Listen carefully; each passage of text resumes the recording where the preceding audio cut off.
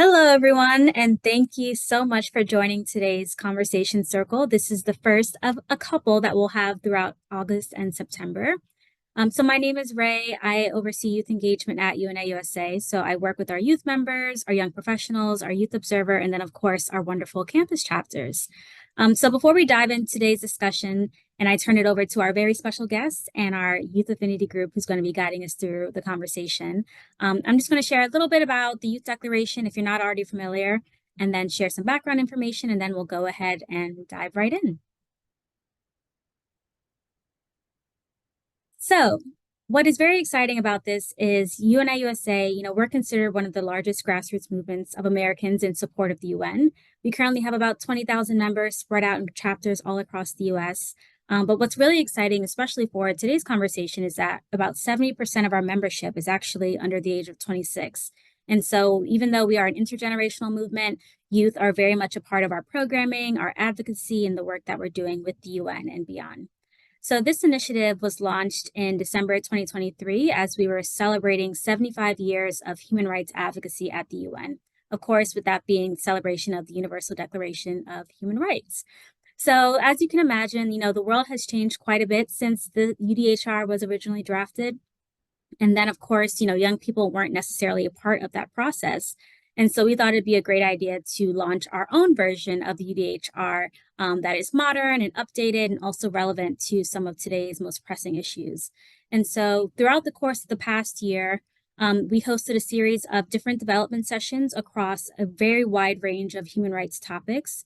And at those development sessions, we heard from young people, grassroots activists, some folks from the UN, and then people working in across a wide variety of sectors that are passionate about human rights and are passionate about these different issues.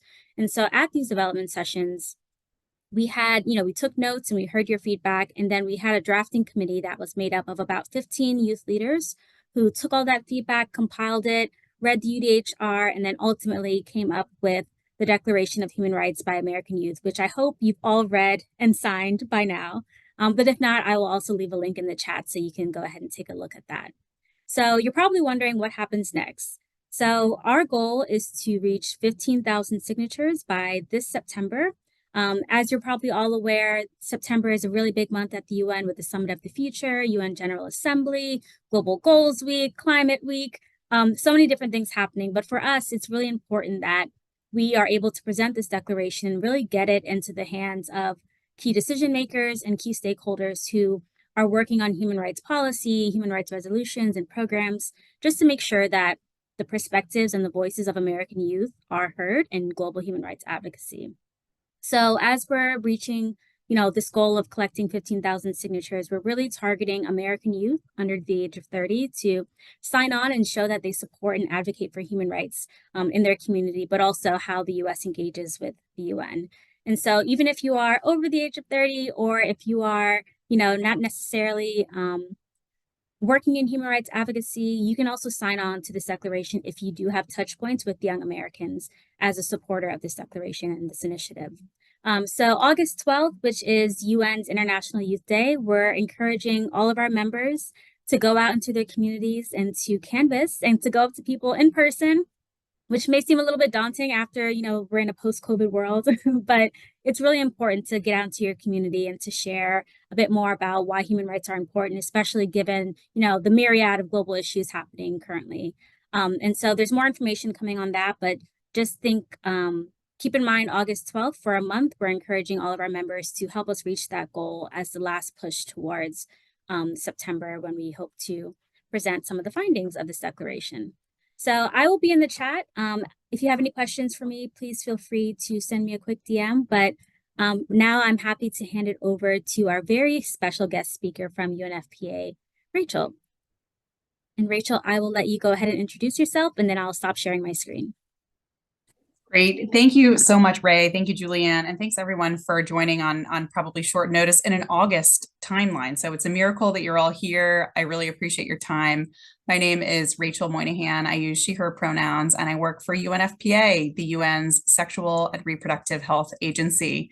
I am so happy to be here. This is my favorite type of group to speak to. I love UNA USA because I am based in Washington, D.C., and Earlier today, I was on Capitol Hill speaking with staff members in congressional offices, and you are by far the most important folks that they hear from, constituents who express that they care and support the UN. So just starting off with a huge thanks and a huge credit to everybody on this phone call. Your engagement has never been more needed and has never been more important. So Ray, do you want me to keep going, or do you have specific questions, or do you want me to go ahead and just launch into it? Yeah, feel free to go ahead and get started. We'd love to hear more about your work. Great. Thanks so much. So again, I work for UNFPA, which is the UN's Sexual and Reproductive Health Agency, and we have 3 goals. They are to end maternal death, end the unmet need for family planning, also known as contraception, also known as birth control, and end harmful practices like gender-based violence and things like child marriage and female genital mutilation and all kinds of harmful practices.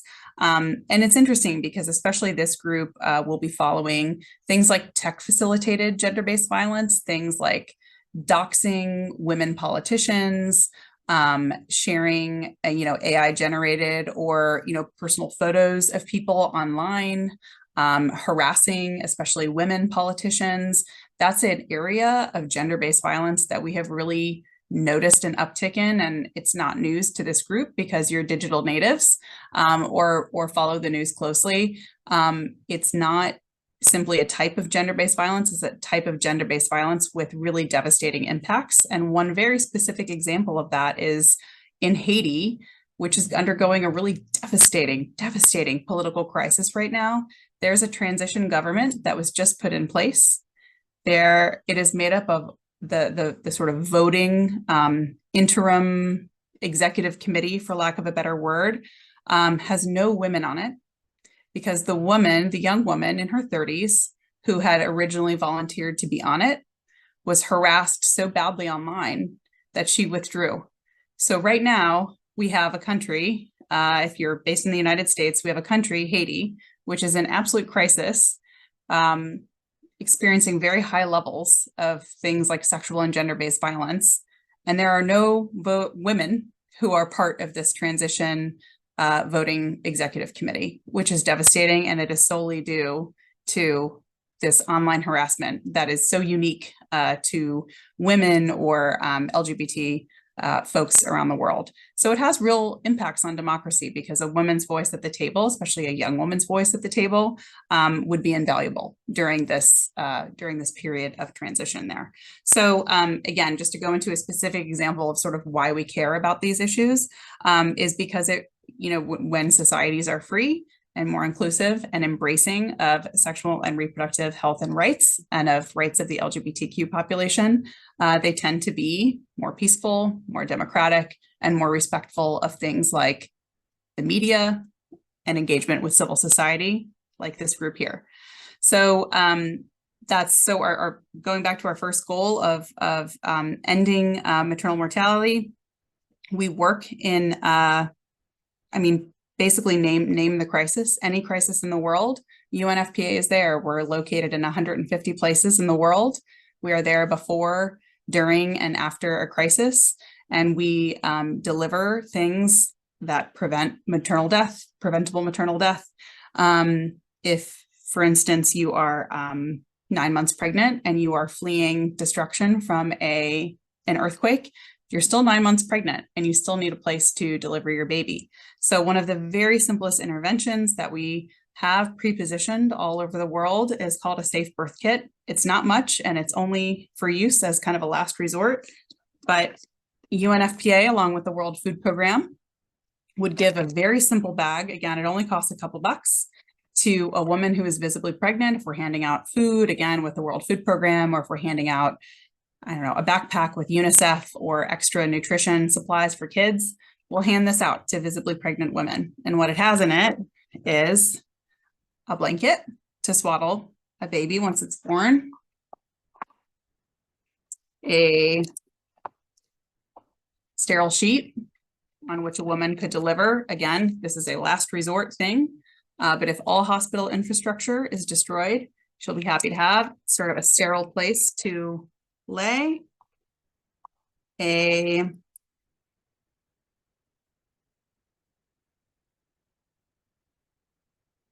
razor blade to cut the umbilical cord. Soap and gloves for a person who's assisting in that delivery. A sterile tie for the umbilical cord. And instructions on how to stay sterile, deliver a baby, and begin breastfeeding. Again, this is only in cases of emergency, but this would help prevent the very dangerous risk of infection that a woman might have when she's giving birth. And again, we know that to be a super preventable cause of maternal death, which is infection. There's a lot of other causes of maternal death that are preventable, but this is sort of one of the ones that is visually sort of, I guess, easiest to understand and easiest to explain, and also cheapest. Like, we don't need anything new. Soap, sterile gloves, well, formerly sterile gloves before I started touching them, soap, sterile gloves, a clean place for a woman to lay. It's really simple. It doesn't cost a lot of money, but UNFPA is the agency that really thinks about these things, along with very important other things like food, shelter, water. Of course, those are always top of mind when it comes to a crisis, but often things that are not thought of are things like these really simple kits that you can easily throw into an aid truck. And also things like, again, for young people, menstrual pads.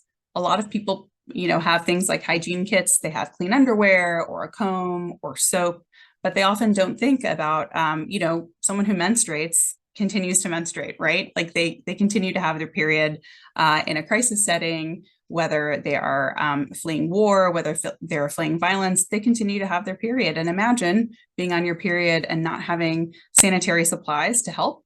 It's very shameful. It makes you feel gross. It's something that's very hard to manage otherwise. So we continue to provide things along with food, water, and shelter that our sister agencies provide. We continue to provide things like pads to people who are in a crisis setting. And that is so invaluable because people, again, don't think to grab that if they're fleeing their home, if they're fleeing in disaster.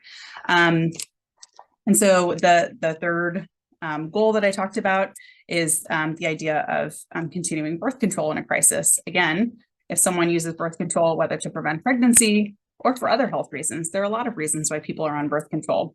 Disease prevention, things like condoms are very important for prevention of spreading STIs.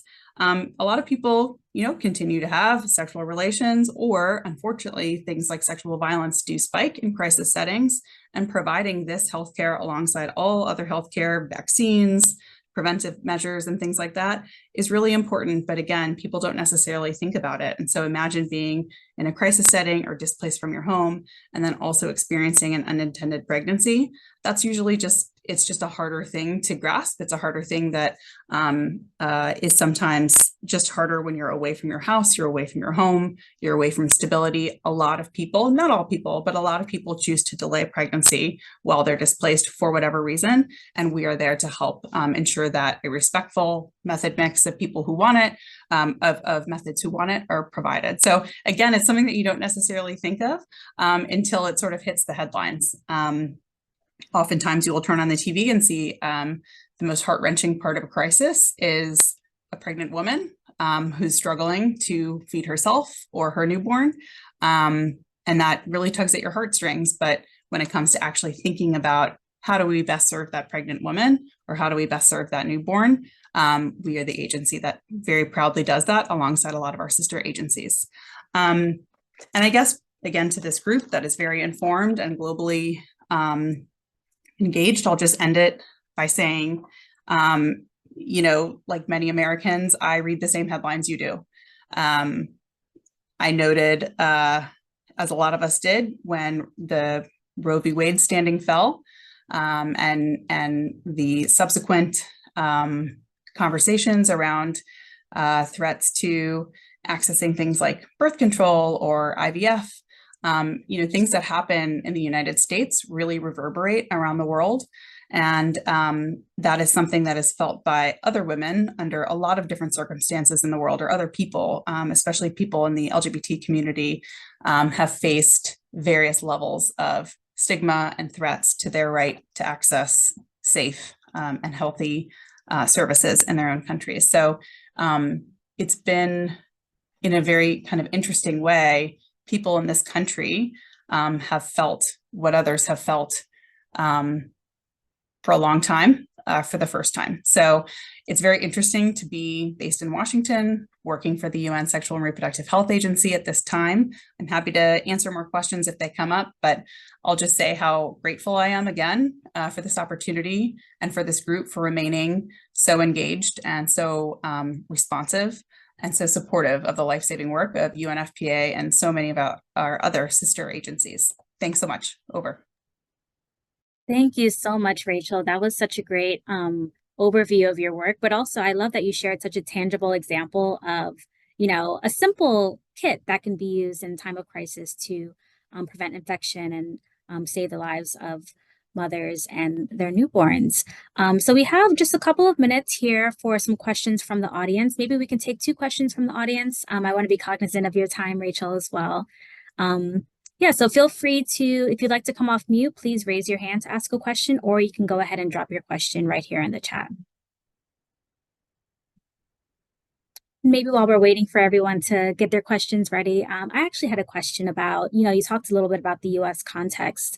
And I know, especially working with youth, sometimes people may be new to advocacy or maybe kind of overwhelmed thinking of the work of the UN and how massive it can seem. Even within an agency, there's so many different programs. And so what would be your advice to a young person about one thing that they can do maybe, immediately to help either advance gender equality, LGBT equality, or just overall support the work of UNFPA?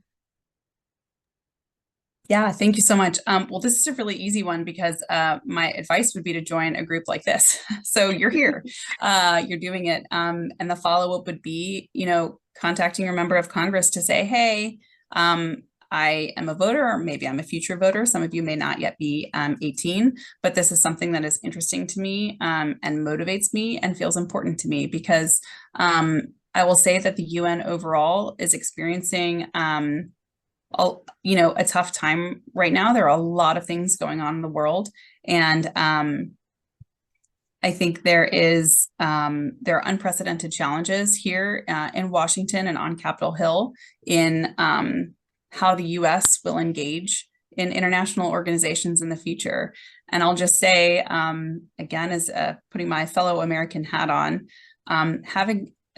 because I'm also in the UN, having the American voice at the table in the UN is irreplaceable.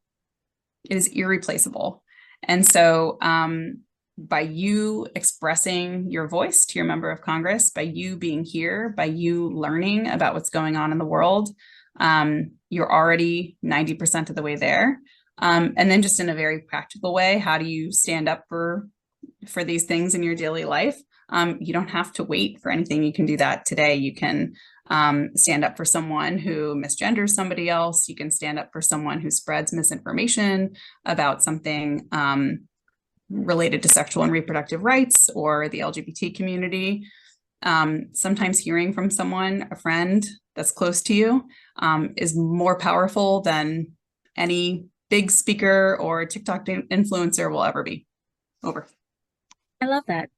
And I just dropped in the chat one of our petitions at UNI USA to support UN FPA. So to directly contact your member of Congress, like you mentioned, to make your voice heard and show that the work that you're doing is needed and continues to be needed.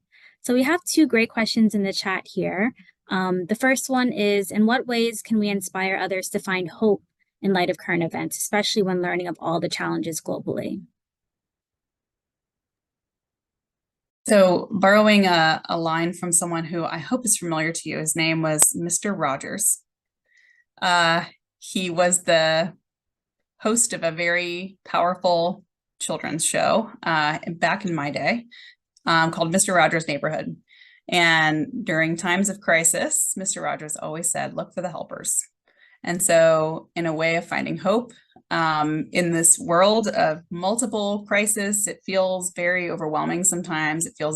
Sometimes it also feels very like, what does this have to do with me?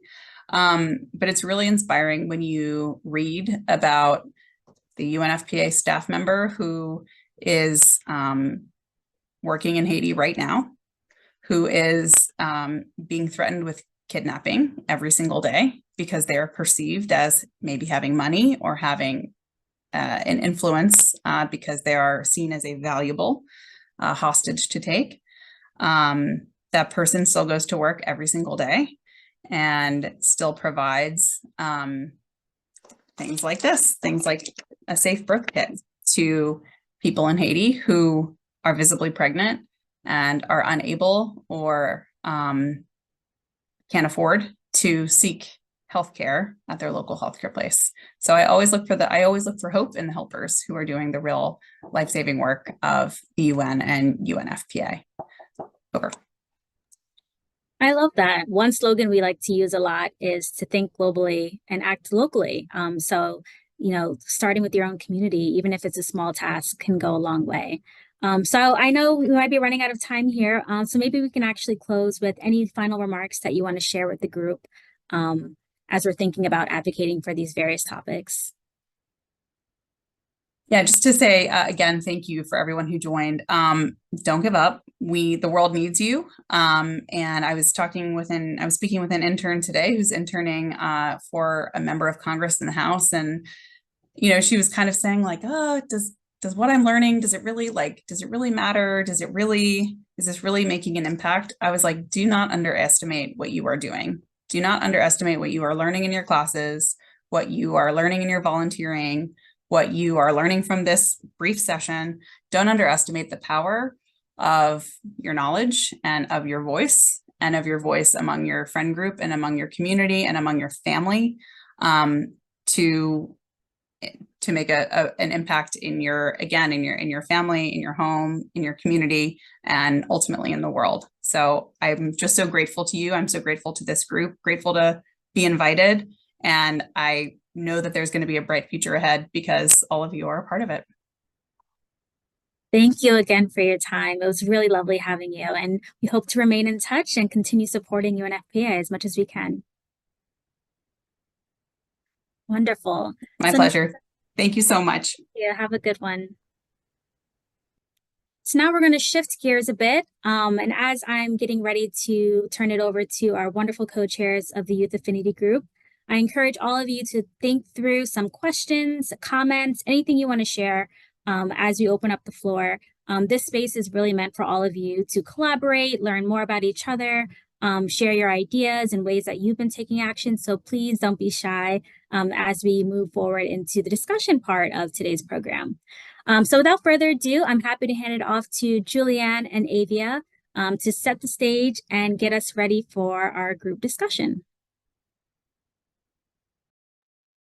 Hello, everyone. I'm Julianne. I am one of the Youth Affinity Group co-chairs, and I'm based in UNA Westchester in New York.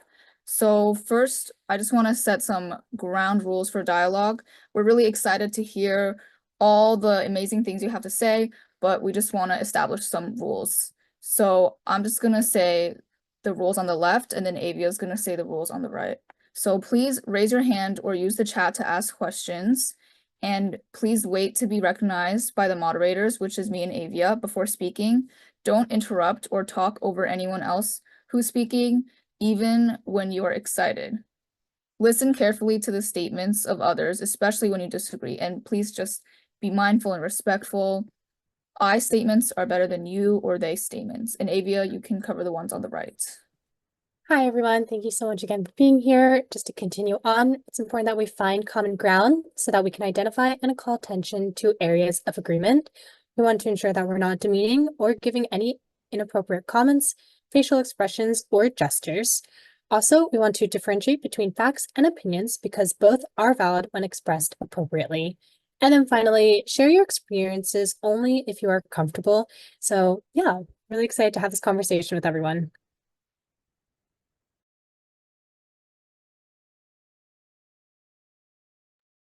Okay, so I'm just gonna ask the first question, and me and Avi are gonna alternate.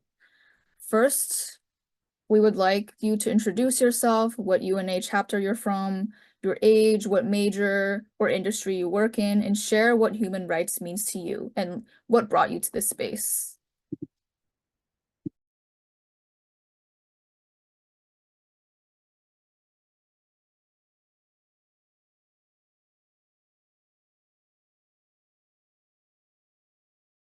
Miss Borton, I see you raising your hand.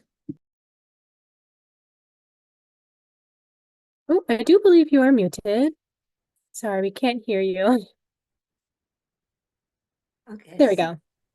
Yeah, my name is Verena Borton, and clearly I am way beyond your age, but I'm very much involved with UNA and the UN.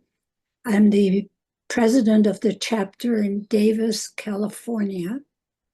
Have been involved with this chapter since before you were born, a long time ago. And one of my particular interests has been to promote the Universal Declaration of Human Rights. And since 2004, we have put on a program every year reading the original declaration. So I just want to put out can I add a question to you? Because what we have found in the last few years that was really remarkable, although the declaration seems to cover everything, we in California have been particularly cognizant of water as an issue, and there is no right involving water. And so we have kind of added that because the General Assembly did pass something. Now, I have to admit, I read the Youth Declaration, but not just now. So I can't remember whether you address the issue of water. And that's my question to you.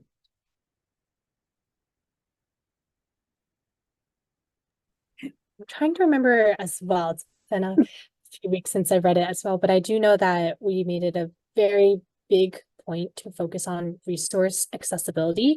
So I forget which article it was, but some of the team that drafted it really focused on ensuring that each person, no matter their background, had access to the basic principles needed to survive. So under that umbrella would definitely be water.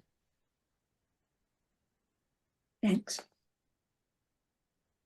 Would anyone else like to introduce themselves? I put in the chat just the little intro line. Oh, there it is. Thanks, Ray. Article 22. I'll just read that out. Every individual, including those in vulnerable communities disproportionately affected by climate change, is entitled to a safe, clean, healthy, and ecologically sustainable environment. Youth have the right to comprehensive education on climate change and to take informed, safe, and strong action against the climate crisis. So that's definitely going to encompass that. And I think for sure the broad language is a way to ensure that a lot of other issues can fall under that.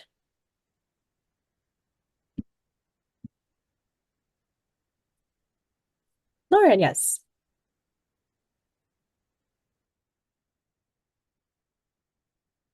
I was muted, sorry. Hi, I'm Lauren. I am in the Denver, Colorado chapter. Well, I'm just joining now, so I hope my membership gets put through. But I am 22 years old, and I recently graduated with a bachelor's in international affairs and peace, conflict, and security studies. And what brings me to this human rights discussion is that I'm particularly interested in the right to education, and women's rights to education. Yeah, and I'm excited to be here and learn all about the UNA. We're so excited to have you here. Thank you. Sherry. Hi, I'm Sherry. I'm 17, so going to my senior year of high school. I don't think I'm associated with any chapter, but I do live in Houston. And I believe the only chapter in Houston is the one from the University of Houston, which I don't go to. So And I guess I don't really work yet, but I plan on going into English and political science in college. And I guess human rights to me is like the ability for everyone across the globe to have like an opportunity to either move forward in society or have the opportunity to like live life in a way that's like not restrictive. And I'm just passionate about creating that opportunity for everyone, regardless of background, identity, etc. Amazing. We're really glad you're here, and just by being in this space is a great way for you to take action on that. Would anyone else like to introduce themselves? I just wanted to chime in here while we're waiting for some other people to start introducing themselves. Wonderful to meet you both, Lauren and Sherry. I wanted to say to Lauren, we have an educators affinity group, and we also have a global goals ambassador for SDG. I believe it's 4 for education. Please correct me if I'm wrong. But interestingly enough, the Youth Affinity Group, we also hosted a consultation on education, especially in the digital space. And so if you want to join one of our affinity groups, like the Youth Affinity Group or the Women's Affinity Group, or maybe the educators, through there, you can find some other members who are also really passionate about advocating for education. So hopefully this isn't the last of our conversation. And to Sherry, welcome. We do have a community chapter in the Houston area, which is open to anyone, both students, professionals, anyone just in the general vicinity. So I will drop a couple links in the chat just so you can hopefully get connected to some of those resources.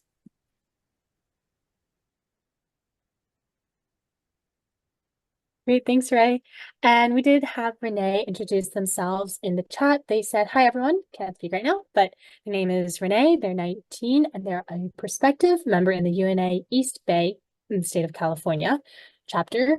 And then human rights to them means quality of life and freedom to express oneself without the barriers of basic needs. Amazing. Okay. If no one else wants to introduce themselves, we can move on to one of the questions we wanted to pose to the entire group. So once again, you can either come off mute, raise your hand, or go in the chat. My question is, what are some effective ways to support gender equality and/or LGBTI rights in your community, especially if there are differing cultural or social attitudes? How can young activists approach these challenges respectfully and constructively? I'll give you some time to think about that. It's a loaded question.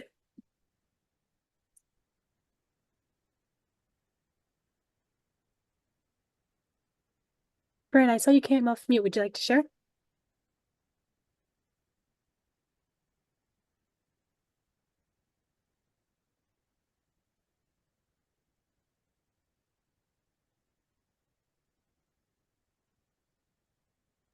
While we're waiting for other people to think of their answer, I think just from my perspective as a youth and as a young woman, I am involved with UNA Women as the CEDAW committee co-chair. And I think one way to support gender equality or LGBTQ rights is to just get involved, whether that's clubs, organizations in your community. That's what I'm doing a lot right now. So just connecting with like-minded individuals who really want to make an impact on society and are well educated on these matters is really important. And as Rachel from UNFPA said, like, you might think that don't underestimate your work, because truly, like, these social movements take a long time, but that doesn't mean that we're not taking steps in the right direction.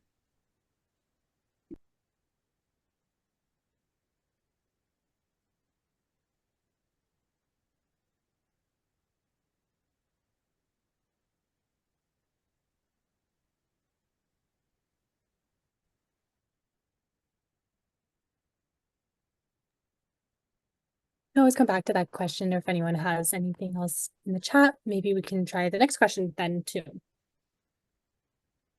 Yes, so the next question is, why is it important to consider different perspectives when working on human rights issues, and how can you work to ensure your advocacy and projects are inclusive? Can you share any experiences where this has made a difference in your work?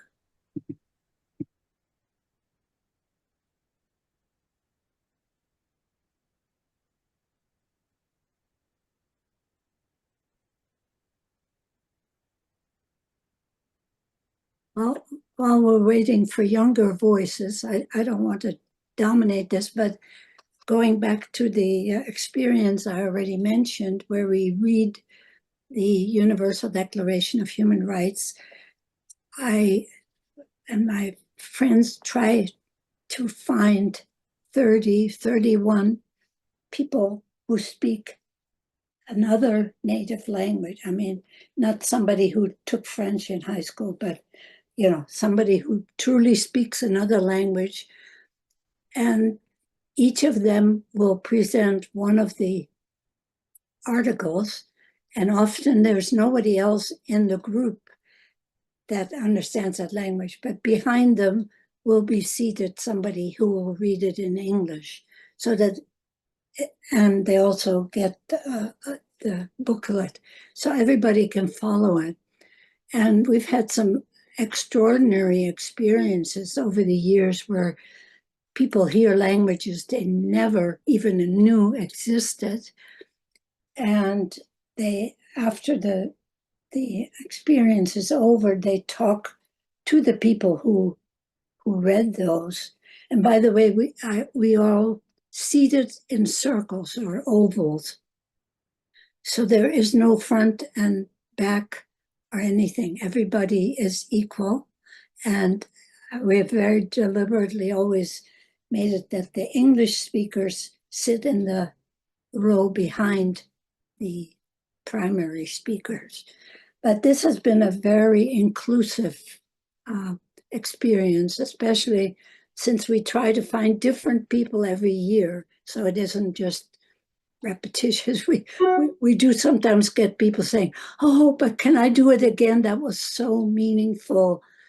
And just to end it, many people will say, "We never knew these rights existed."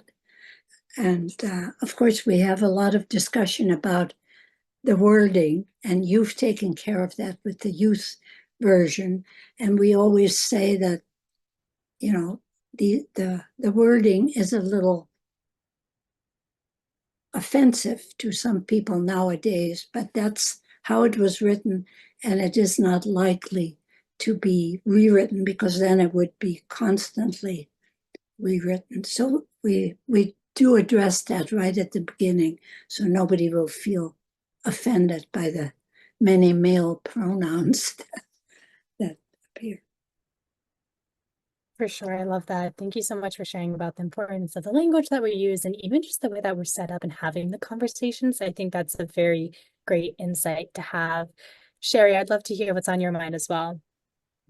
Yeah, first, I also agree that the language we use is like super important. As someone who's passionate about language and, going into English, I think words have such power in the way we hold them. And I think like in terms of like my own I guess advocacies, I have this nonprofit where we like write stories about um like marginalized communities, which kind of goes to show like the way we use language to like further advocacies and things like that. And I think a lot of people live in like bubbles of their own life where they don't realize that a lot of people, other people in this world, don't have the same privileges or don't have the same rights that they do. And they see it on TV, they read it in the news, but they don't truly understand the depth of the issue.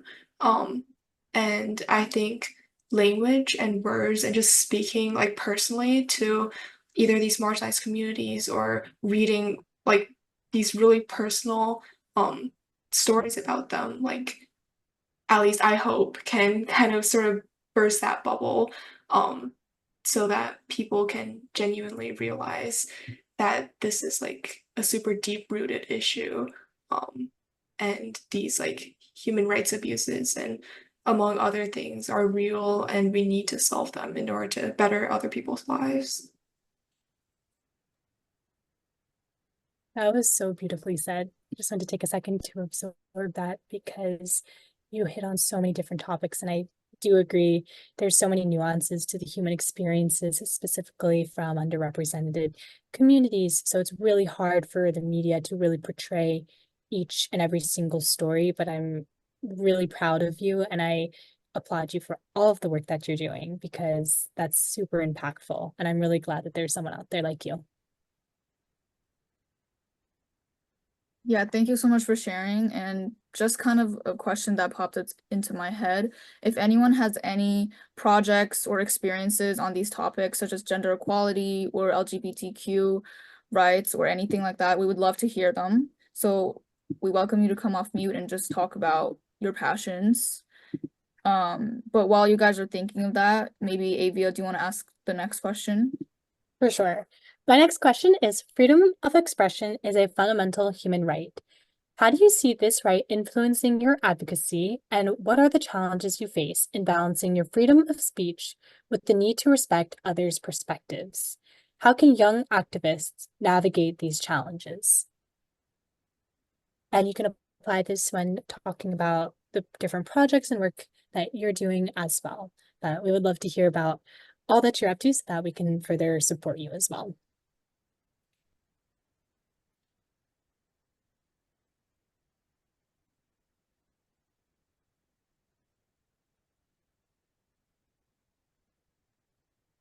I'd love to chime in here while everyone's thinking.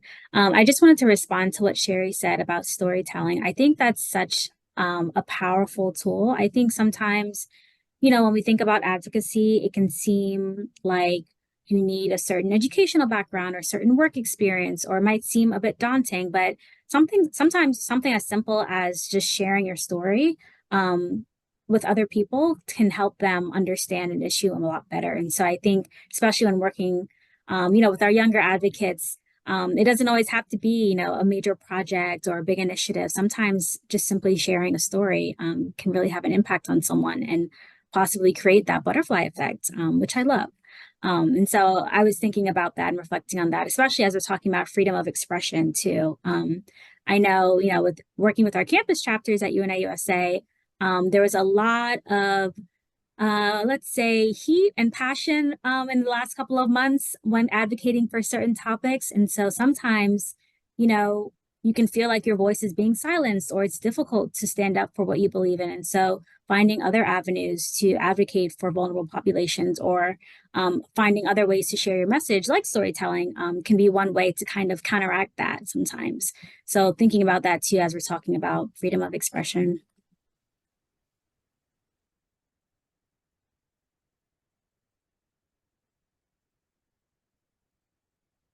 So I can add a little bit on this question because it's something I've been thinking about a lot recently, especially with a lot of global elections going on all over the place. And, the freedom of expression might not always be guaranteed. So I feel like there's a huge power in numbers. So if we're able to have conversations with others, find that common ground and really unite as one, like we are doing today with this conversation, I think there's great power in numbers for sure. And yeah, go ahead and share your thoughts as well. Hi, sorry, I didn't get to introduce myself previously, but so speaking about the cultural expression thing, I really relate to that topic because I personally do have a cultural story and that made me motivated to build my own like nonprofit project too.